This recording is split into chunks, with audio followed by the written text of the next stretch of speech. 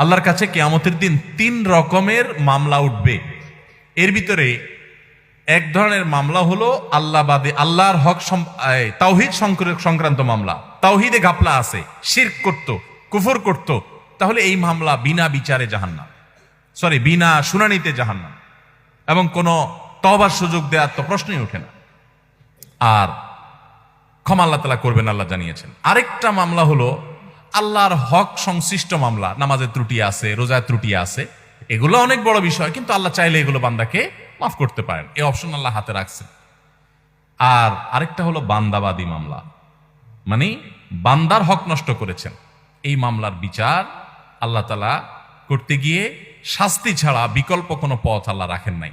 হ্যাঁ, কোনো ব্যক্তি যদি ছোটখাটো কিছু হয়ে গেছে, আল্লাহকে আবার এত সন্তুষ্ট করে ফেলেছেন, কোনো হাদিস থেকে বোঝা যায় ওই ব্যক্তির তরফ থেকে আল্লাহ পাওনাদারকে সন্তুষ্ট করে এই